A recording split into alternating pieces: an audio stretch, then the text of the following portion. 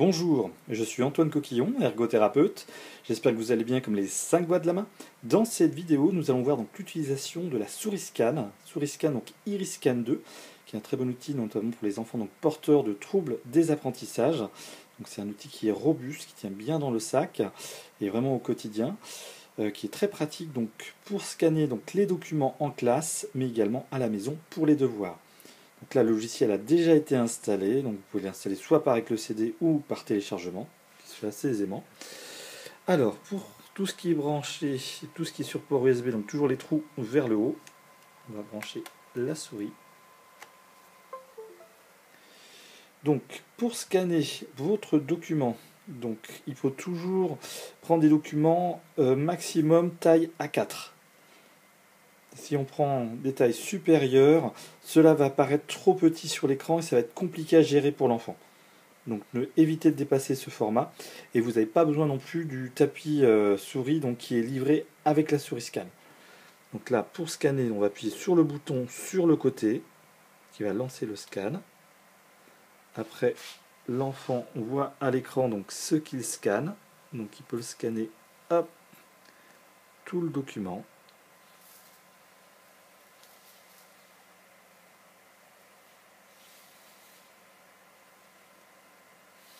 Donc après, c'est important que le document soit bien à plat. Si l'enfant doit scanner un livre, il faut appuyer donc dessus pour vraiment que ce soit à plat, car si c'est gondolé, donc il va y avoir des décrochages avec la souris, ou quand il y a un décrochage, il faut revenir sur la zone qui a déjà été scannée. Donc là, il peut utiliser sa deuxième main, la main non dominante, pour écraser le support, pour que vraiment il soit plat. Au niveau des livres, donc il faut faire attention de ne pas sortir du coup du livre sur les côtés. Donc là, pour mes enfants, donc les enfants que je suis, donc voilà, je les invite toujours donc à mettre une feuille blanche en dessous de la page à scanner, ce qui permet justement d'éviter de sortir de la zone donc à scanner et de faciliter le scan de la page. Et une fois que c'est scanné, on n'a plus qu'à appuyer sur le côté pour arrêter le scan.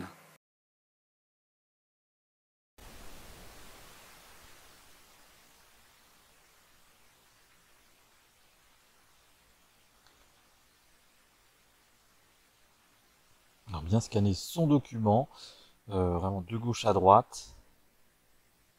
Après, ne pas s'inquiéter donc si ça part un petit peu de travers, parce qu'après le logiciel donc, va pouvoir compenser. Ensuite, vous pouvez rogner donc sur les côté gauche, voilà, dans le carré. Donc on va enlever la matière, le document. Une fois que c'est bon, vous cliquez sur OK. Et là, donc dans l'application IRIScan, dans la fenêtre, vous allez cliquer directement dans PDF. Donc, vraiment, donc, là, vous avez PDF Exchange, donc, qui est directement chargé par défaut. Donc là, dans Machine à écrire, vous allez pouvoir directement compléter le document en PDF. Donc en passant par l'application, ça va permettre de plus facilement pouvoir manipuler donc le scan.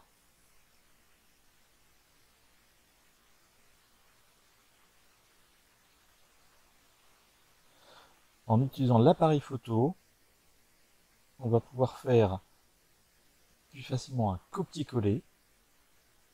On sélectionne ce qu'on veut copier. Voilà, donc il est gardé en mémoire par ordinateur, donc on peut très bien ensuite faire un CTRL-V en utilisant le raccourci clavier pour aller plus vite.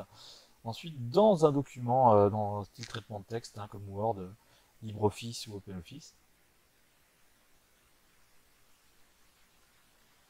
Une fois que le travail est achevé, donc on peut pas oublier de l'enregistrer dans les documents. Je vais plutôt répertorier toujours dans mes documents, c'est plus facile à gérer. Parce que la plupart des logiciels, par défaut, vont envoyer les fichiers dans mes documents. Ça permet de plus facilement gérer après les fichiers.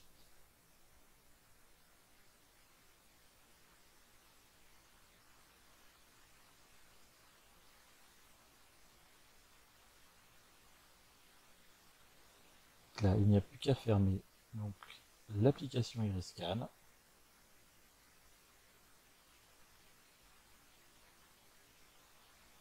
Merci de votre attention et bon scan.